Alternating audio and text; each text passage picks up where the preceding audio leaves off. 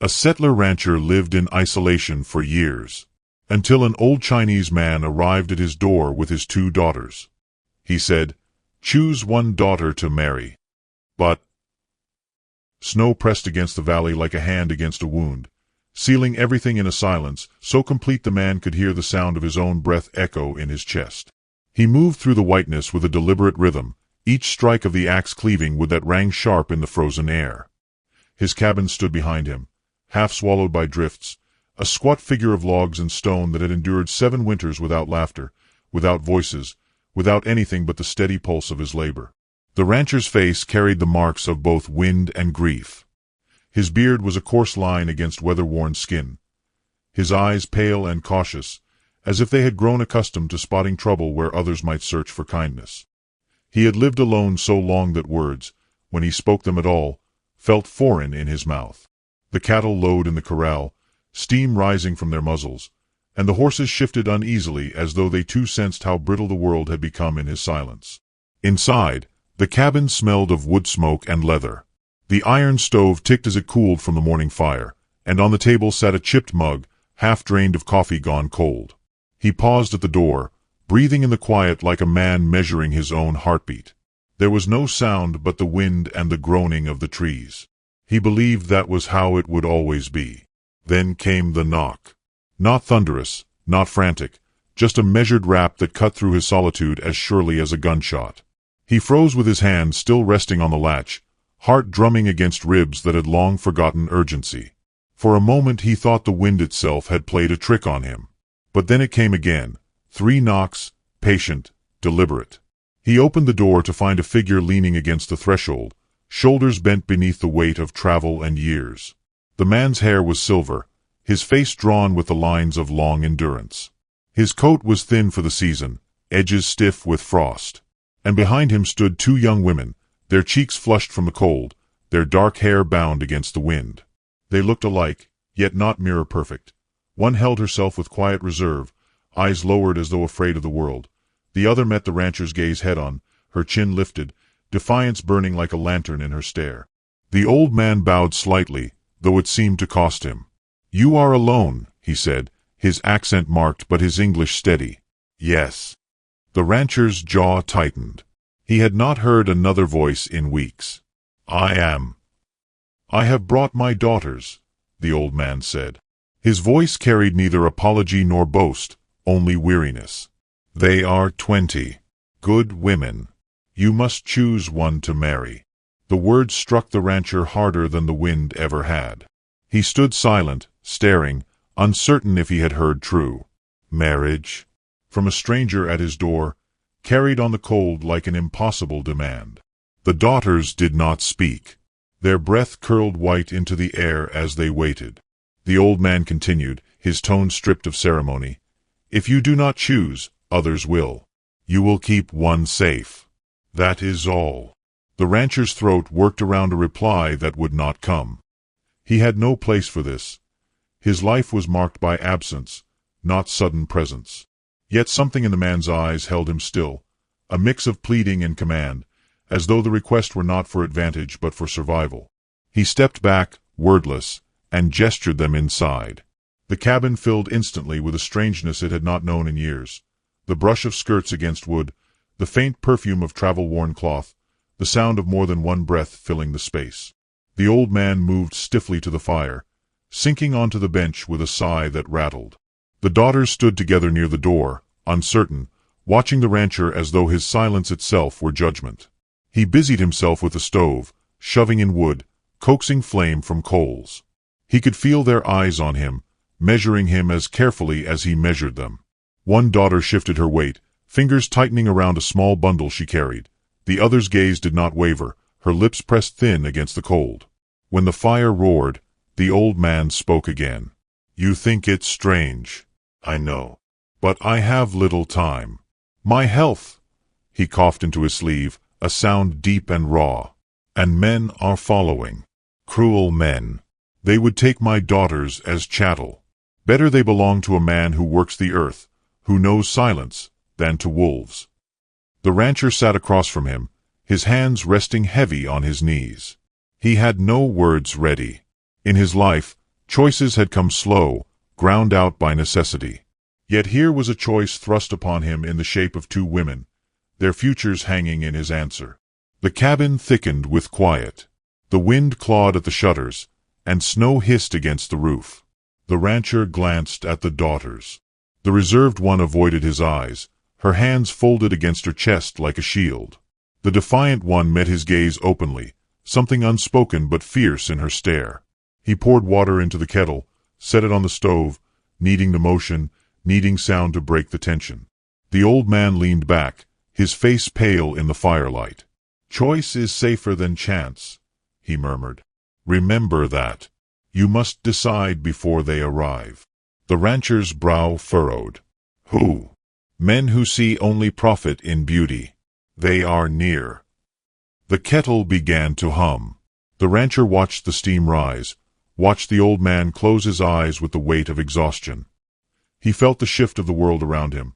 The cabin no longer his fortress, but a fragile line against danger he had not invited yet could not now deny. The daughters settled by the wall, their bodies close as though bracing each other. The fire painted their faces with gold and shadow. The rancher's heart beat with a rhythm he had not known in years. Not desire, not yet, but the first pull of responsibility, the first whisper of something more than survival. Night thickened. Snow pressed harder. The old man's breathing slowed, rough and shallow, while the rancher sat at the table, staring into the fire as though it might give him answers. His life had been lived in solitude, each day a mirror of the last. But now footsteps from far ridges already hunted this place, and two lives rested on his decision. He rose at last, walked to the door, and opened it to the storm. The valley lay buried in white, the sky a heaving mass of cloud.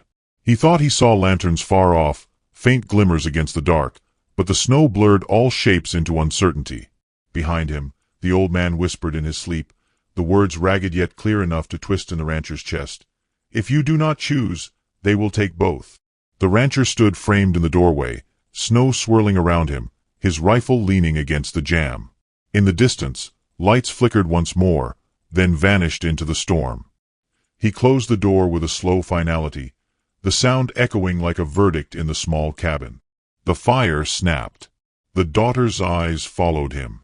The old man coughed, his chest rattling, then went still.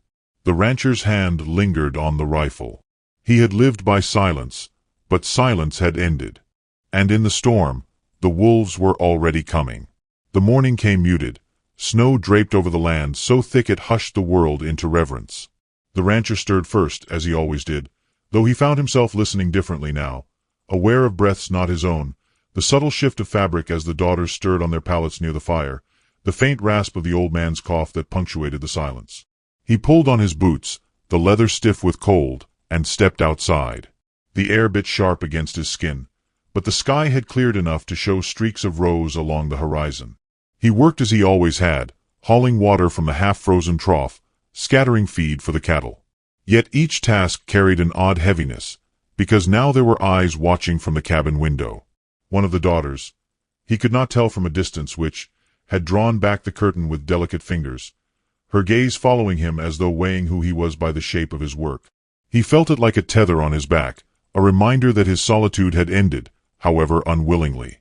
When he returned, stamping snow from his boots, the smell of something unfamiliar met him. Rice simmering in a small pot, mixed with the remnants of beans from his stores. The quiet daughter tended the stove, her sleeves rolled back, her movements neat and careful. Her sister sat on the bench sharpening a knife, the rasp steady, her eyes flicking toward him with an unreadable challenge. The old man sat bundled in blankets, face drawn, watching with an intensity that never seemed to dim even when his body faltered. The rancher poured himself coffee, the bitter steam curling up between them. He said nothing, but the younger women. Were they younger? No, only younger than him, both 20 by the father's word, looked at him as though silence itself were a language. Finally the quiet one spoke, her voice low and halting, accented but clear. "You rise before the sun."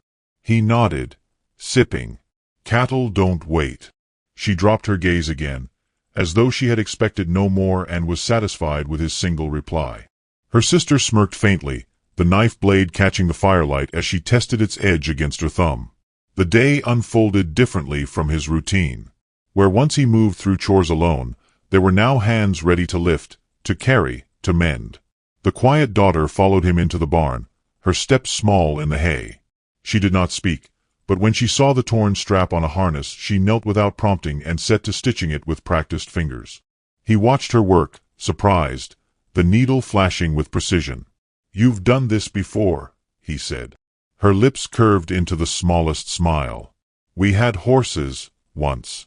Before." That was all she said, and yet it was enough. He found himself watching the concentration on her face longer than he meant to, the way her dark hair fell loose over her shoulder, the faint tremor in her hand that spoke of exhaustion more than inexperience. Her sister, meanwhile, ventured outside with him when he split logs. She did not ask permission, only seized an axe nearly her size and struck with such force the wood cracked at once. He raised a brow, but said nothing. Her grin widened, proud of the surprise she had drawn from him. She worked beside him without faltering, every swing bold, almost reckless. When at last she leaned on the axe handle, sweat shining at her temple despite the cold, she looked at him directly. "You do not scare me." He met her gaze evenly. "Not my aim." Her smile softened, though mischief lingered. "Good. Then perhaps you will not break." The words sat with him long after she strode back inside. Through the day, the cabin filled with small sounds he had not known how much he missed. The simmer of stew, the low hum of a tune one daughter carried under her breath, the scrape of the old man's cough. Even laughter, rare and fleeting, when the spirited sister teased her sibling about the unevenness of her stitching.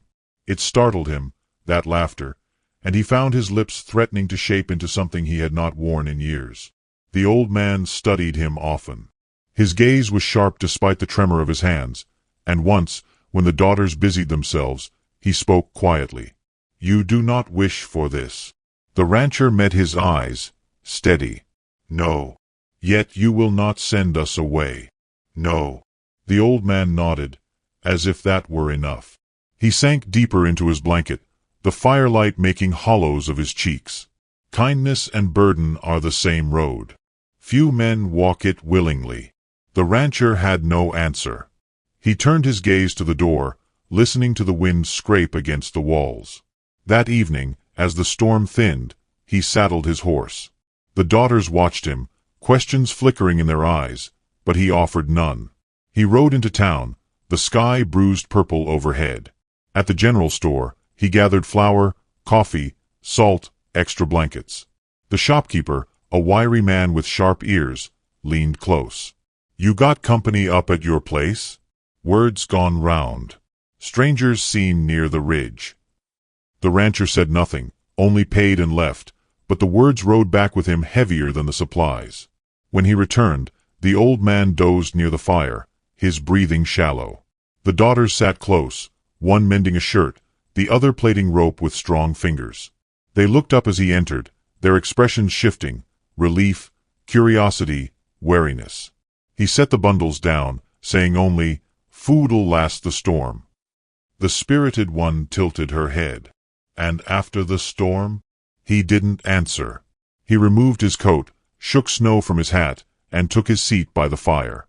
Night settled deeper. He showed them how to bank the flames, how to wedge the shutters against the wind. The quiet daughter listened intently, her brow furrowed, memorizing each instruction. The other teased him lightly. "You act as though we are helpless," but still followed his guidance with deft hands. When the old man stirred awake, he summoned them close.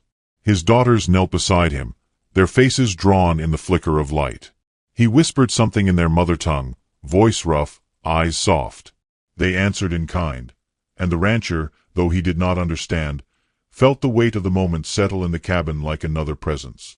Later, as the rancher lay on his cot, staring at the roof beams, he heard the quiet daughter humming a song. The notes were low, mournful, carrying something of rivers and faraway lands. It pierced the stillness, softer than the wind outside, and for the first time in years, he felt the cabin was no longer empty. Days folded into one another with rhythm reshaped by shared labor. The sisters brought warmth into places where dust had gathered, patched the torn quilt on his bed, coaxed his animals with gentleness he lacked. He found himself watching them not as burdens, but as proof that his silence could be broken without ruin. Yet unease shadowed him. Twice he found prints near the stream, boot tracks, not his own. Once, a distant shot echoed off the hills, not aimed at him but close enough to warn. Each night he stood at the door, rifle in hand, scanning the dark while inside the sisters whispered by the fire. On the fourth evening, the old man's cough worsened. He clutched his chest, the sound ragged, his face pale as parchment. The daughters rushed to his side, fear breaking through the composure they had carried. The rancher brought water, steadied him as he drank, but the old man's eyes told the truth. His time was shortening. He caught the rancher's sleeve with a trembling hand. "If I die, you must choose. Promise me. Choice is safer than chance." His grip was surprisingly fierce, as though he meant to brand the words into the rancher's flesh. The rancher looked at the daughters, one with eyes lowered in fear, the other glaring at fate as though daring it to strike. His throat tightened. He gave no promise aloud, but he did not pull away. That night, the wind howled low across the valley, carrying with it something more than storm. The rancher stood once more at the door, staring into the dark. And on the far ridge, faint but undeniable, a lantern glimmered, swaying as if carried by a hand that sought. The wolves were closer. The fire burned low, its glow stretching shadows across the cabin walls, when the old man began to speak of the past. His voice was thin, roughened by sickness, yet every word carried weight, as though he carved them from stone. The daughters sat close to him, heads bowed, their hands twined together in silence. The rancher listened from his place by the table, his rifle resting within arm's reach, though his eyes kept straying from the door to the old man's worn face. "We were not always wanderers," the old man rasped. "Once, I owned land near the rail line, a store where travelers bought rice, flour, iron tools. My wife sang as she swept the floor, and my daughters studied by lantern light. We had neighbors who came for tea, who laughed at the girls' singing voices. I believed I had found a home." His gaze turned to the fire, the flames reflecting in eyes that seemed to look backward. "But greed wears many faces. White men who smiled by day came at night with papers I could not read. They claimed debt I never made, interest I never agreed to. When I refused to yield, they smashed my windows, set my shelves aflame. I buried my wife that year, not from their fists but from grief that bent her until she broke." The quiet daughter pressed her hand against her father's arm, her eyes shining though she held her tears with discipline. The spirited sister's jaw hardened, anger sharpening her already fierce features. The old man's voice trembled but did not falter. "I left with what I could carry, and with them. But men do not forget profit. They sent hunters, men who see only beauty and price. My daughters became debts in their eyes, flesh to trade. We have run from one ridge to another, from campfire to campfire, and every season they find us. I cannot run much longer." The rancher felt the words burrow into him like nails. He had lived with loss, but of a different shape. His wife had died years ago, fever stealing her breath before he could find medicine. He had buried her beneath the cottonwoods by the creek and never spoken her name again. Since then, he had built his solitude like a wall, stone by stone, until no voice could reach him. Yet here was another man, broken by forces larger than himself, asking for what the rancher had refused to imagine. Protection not only of land and cattle, but of hearts still alive with hope. The old man turned his eyes on him, the fire reflecting like judgment. "You keep silence, but silence cannot fight wolves. You must choose, or chance will decide. And chance is cruel." The rancher's hands curled slowly on the table. He could not speak promise, but he could not deny the truth either. The storm outside eased by morning, leaving the valley blanketed in white so bright it stung the eyes. The sisters went out with him to the barn. The quiet one brushed the horses, her movements precise, reverent, as though she sought to soothe the animals as much as herself.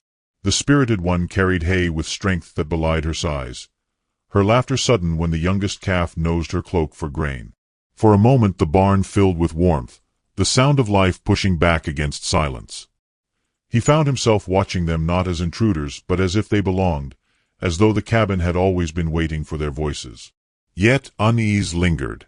He had seen tracks near the ridge, boot prints heavy and deliberate. Someone had been close enough to watch the smoke rise from his chimney.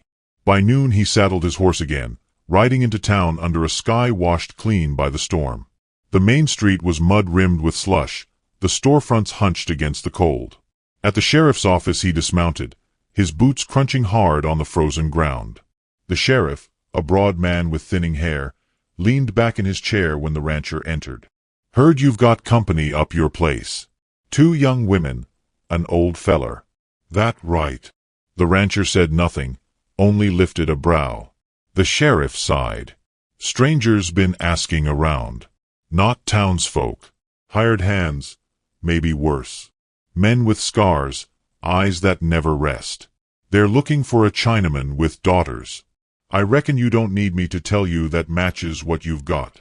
The rancher's jaw set. "Don't be fool enough to think they'll stop at the edge of your land," the sheriff continued. "If they want those girls, they'll come knocking. And they won't bother knocking polite."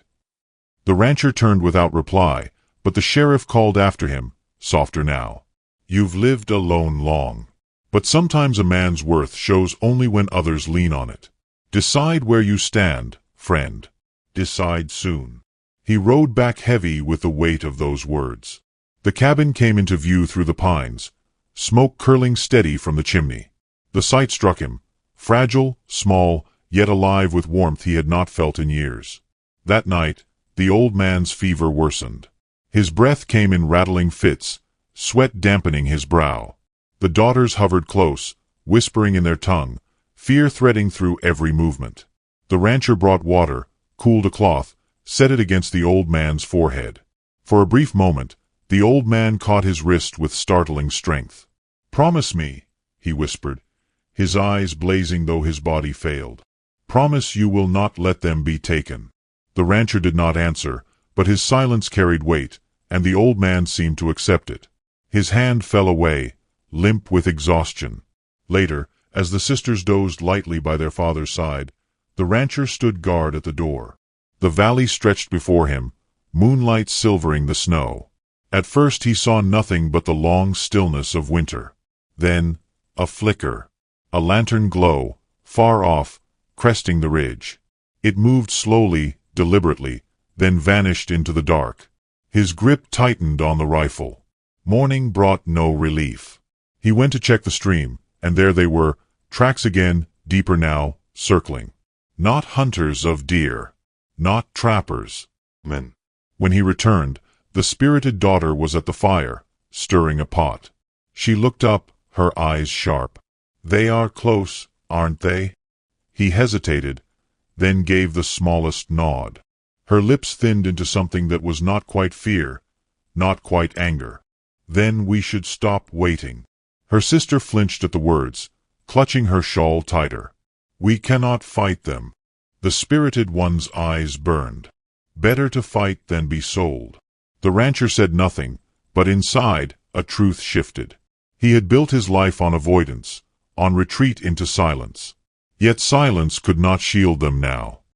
He looked at the 2 young women, so different, yet bound by blood and by the weight of expectation laid at his feet, and he knew that his choice was no longer about solitude or company. It was about standing between them and the cruelty that hunted them. That evening, as the sun bled out behind the mountains, he saddled his horse once more. The quiet daughter approached, her shawl drawn close, eyes hesitant. "Where do you go?" "Town," he said simply. "Danger waits in town." "Danger waits everywhere," he answered, and for the first time her gaze held his long enough for him to see the strength behind her reserve. He rode under a sky turning indigo, the cold fierce in his lungs. In the saloon he found them. 3 men hunched at a table, strangers to the town, their boots still carrying the red dust of travel. Their eyes flicked to him as he entered, measuring, dismissive. One leaned to the barkeep, murmuring. The rancher caught the words, "Chinaman, 2 girls, worth good coin." He left without a word, but rage coiled inside him, a heat he had not felt since the fever stole his wife. The outlaws knew. They were circling closer. By the time he returned to the ranch, night had fallen thick. The old man lay restless, coughing hard, each fit stealing more of him. The daughters looked up anxiously, reading the truth in the rancher's face. He set his rifle against the wall, his voice low, steady. "They're near. You'll need to be ready." The spirited one squared her shoulders, fire in her eyes. The quiet one shivered but stepped closer to her father, her hand brushing the rancher's arm in silent appeal. He stood still, the weight of that touch lingering long after. The cabin grew still but not at peace. The wind carried faint echoes, distant hooves, the call of a man muffled by the storm. The rancher moved to the doorway, rifle in hand. Snow swirled in the moonlight, and through it, far off on the ridge, lanterns bobbed again. This time more than one. The wolves were no longer circling. They were gathering. Snow drifted heavy through the night, each flake gleaming like ash in the lantern glow spilling from the cabin window. The rancher stood in the doorway with his rifle, every muscle strung taut, listening past the groan of wind. Hoofbeats pulsed faint but steady, coming from the ridge. He counted at least 4, maybe 5. The wolves had chosen their hour. Inside, the old man's breathing rattled, shallow and uneven. The daughters stayed near him, one pressing a damp cloth to his forehead, the other pacing with restless fury, her hands clenched as though she could fight the night with nothing but her will. Their voices were hushed, carrying the cadence of a language the rancher did not know, yet grief and defiance needed no translation. The hoofbeats stopped. Silence pooled thick, broken only by the crack of a branch under weight. Lanterns glimmered between the trees, weaving closer, then vanished as if swallowed. The rancher shut the door, bolting it, the wood vibrating faintly beneath his palm. He turned to the sisters. "They're here." The spirited one's lips pressed into a hard line. "Then let them come." Her sister flinched, clutching their father's hand tighter. The old man stirred, eyes half-lidded, and rasped, "Remember, choice. Do not let chance take them both." His hand slipped free, falling limp to the blanket. The stillness of his chest told the truth before either daughter dared speak it. The quiet one let out a shuddering breath, stifling her cry against her sleeve. The spirited one bowed her head only briefly, then lifted her gaze with a fire that seemed borrowed from her father's last breath. The rancher felt the loss strike the cabin like another storm. He had no words, only action. He loaded his rifle with deliberate hands, the metallic click sharp in the silence. The daughters watched, their grief folded into resolve. A knock thundered against the door. Not polite, not patient. A fist demanding entry. A voice followed, drawling through the storm. "We know you've got 'em, friend. Hand the girls over, and no harm'll come to you." The rancher's jaw tightened. He said nothing. The voice grew harsher. "Don't be fool. They ain't yours to keep. They're payment owed. Open up, or we'll take 'em with fire." The spirited daughter's hand darted to the knife her father once carried. The quiet one shook her head, eyes wide with fear, whispering, "They'll kill us." The rancher stepped forward, steady, and met their gazes. "Stay back. No one's taking you."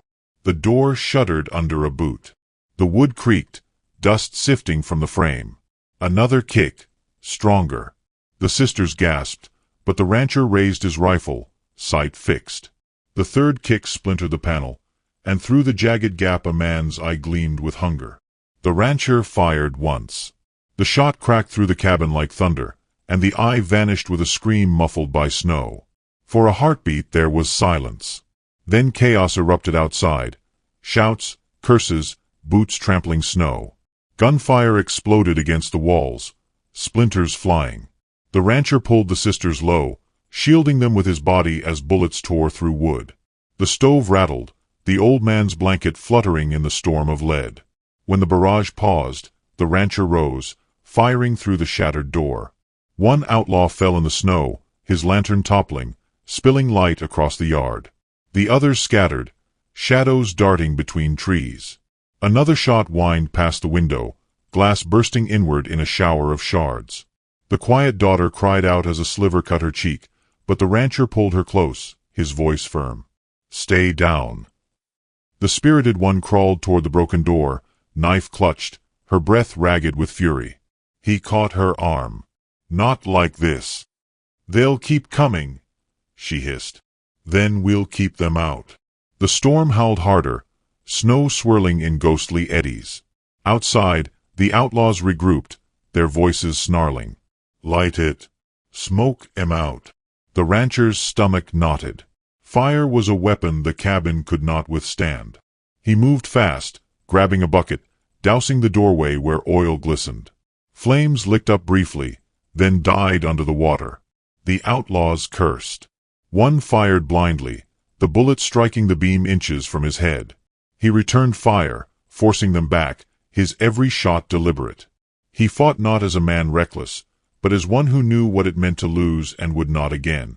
Inside, the quiet daughter pressed a cloth to her cut, her eyes locked on him. She saw the way he planted himself, unyielding, his silence carrying more promise than words ever could. The spirited one crouched beside her, trembling with rage and fear, her knife forgotten in her lap. For the first time she looked not like defiance itself, but like a young woman realizing how close death truly was. Minutes stretched like hours. The cabin filled with smoke from gunpowder, the air thick, the sisters coughing softly. The rancher's rifle clicked empty. He slung it aside, grabbed his revolver, eyes narrowing as he counted the shadows outside. Then, the door burst wide, a man charging through with a roar. He swung his pistol, aiming at the sisters. The rancher met him head-on, firing once, twice. The outlaw fell, blood dark against snow trailed inside. Another leapt in, knife raised, but the spirited daughter, with a cry that tore her throat, drove her father's blade into his side. He collapsed with a grunt, dragging her down, but the rancher pulled her free, his hand steady on her shoulder. Her chest heaved, her eyes wild, but he murmured, "You're safe." The words seemed to anchor her, if only for a moment. The last outlaw remained outside, the leader by the sound of his barked orders. He shouted into the storm, "You'll die for this. You think one man can hold against us? We'll burn you out come dawn." The rancher stepped into the doorway, the snow swirling around him, revolver raised. "You won't see dawn." The leader fired first, the shot grazing the rancher's arm. He staggered, pain sharp, but his aim held true. His bullet struck the man square, dropping him into the snow. Silence followed, broken only by the moan of the storm. The rancher lowered his revolver slowly. Blood seeped from his arm, hot against the cold. He turned back into the cabin. The sisters rushed to him, the quiet one steadying his good arm, the spirited one pressing cloth against the wound with trembling hands. For the first time, the cabin felt like something more than wood and stone. It felt alive, bound not by walls but by the choice he had made, to stand, to protect, to claim not ownership but responsibility. The old man lay still, his body cooling, but his words lingered. Choice, not chance. The rancher understood now. He had chosen, though not with a spoken vow. He had chosen with every bullet fired, every step that kept them behind him, every ounce of blood he shed. The storm began to ease toward dawn, the first light creeping pale across the valley. Snow lay trampled and stained outside, the outlaws scattered like broken branches. The rancher stood at the threshold, his arm bound in rough cloth, the sisters flanking him. Together they looked upon the wreckage, their breaths steaming in the cold. The quiet daughter slipped her hand into his, her touch gentle but sure. The spirited one stood close on his other side, her eyes softer now, fierce no longer with reckless defiance but with trust forged in fire. He did not speak. He only stood between them, the weight of solitude lifted, replaced by something heavier but infinitely worth bearing. Behind them, the cabin's fire still burned, steady, undimmed. Ahead, the valley stretched wide, waiting. The world had changed in a single night. He had changed with it. And somewhere in the drifting snow, the echo of boots remained, a reminder that wolves, once driven back, always circle again.